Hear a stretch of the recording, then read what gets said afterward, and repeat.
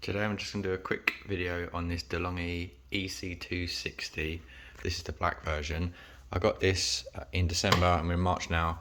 I paid 80 quid on Lidl's website. I think these range from anything from like 80 quid to like 130 quid online. I quite like it. I think it's quite a good starter unit. Some coffee connoisseurs will probably tell you it doesn't make the best coffee in the world, but I think it's alright. I'll put a link in the description to Amazon. But check out other websites because it can be cheaper elsewhere. So it's really easy to fill up. You just have this sort of water jug here, which you just fill up.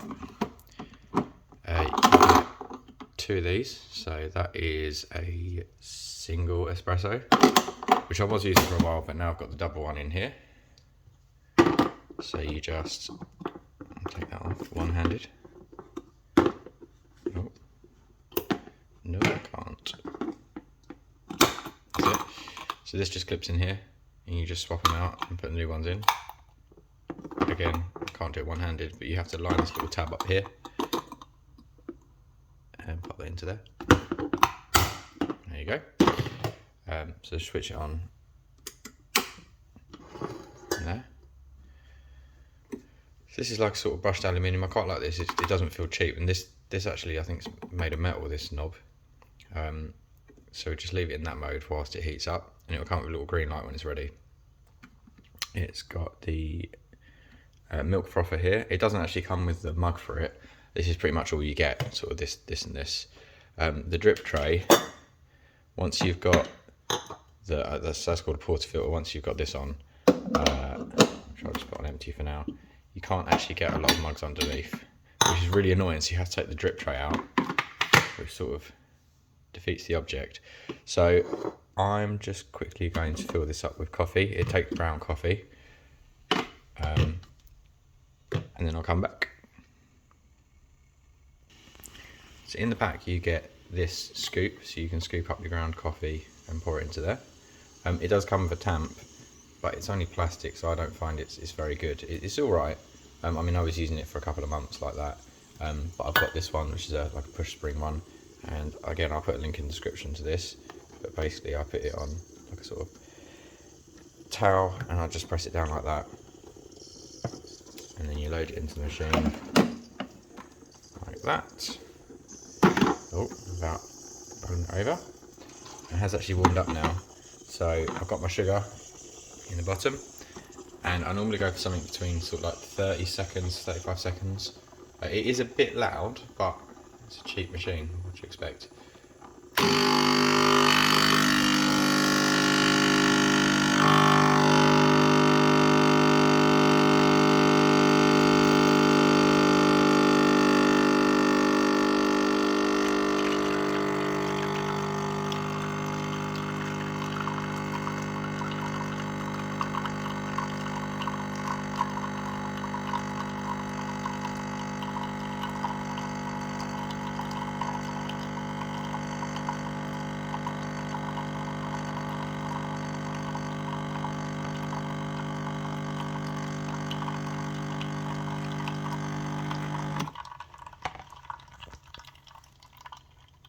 So that's what we've got out.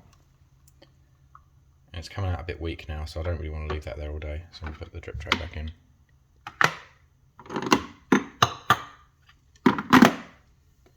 This thing's quite easy to clear out. You just pop up that and you just clean out the under tray. Leave that there for a sec. And now it's warming up again. This is not as good as obviously an expensive machine. So I have to wait a bit, there you go, for it to be able to froth up the milk. So I'm just going to load up my milk and then come back. So it's been a few seconds, and that's what my coffee looks like. You can leave it up here, and this is a little warmer, but to be honest, it doesn't, unless you're making cup after cup, it doesn't really get that warm.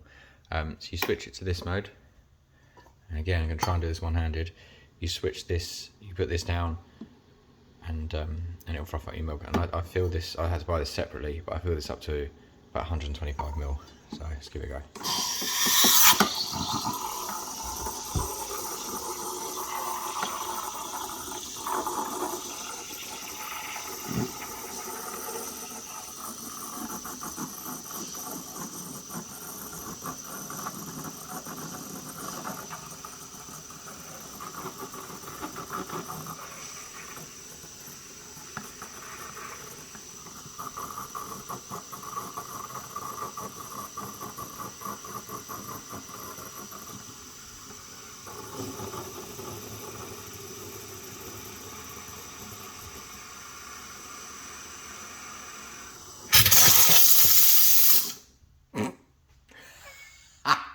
you do is don't do it one-handed, because that happens. I should have probably just switched it off, but I didn't have two hands.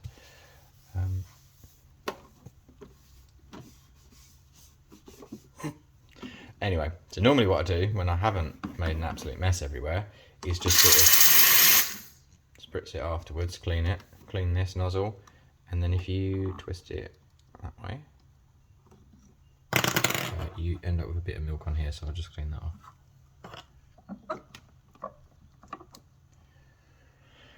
And now for the pour, which I'm not very good at.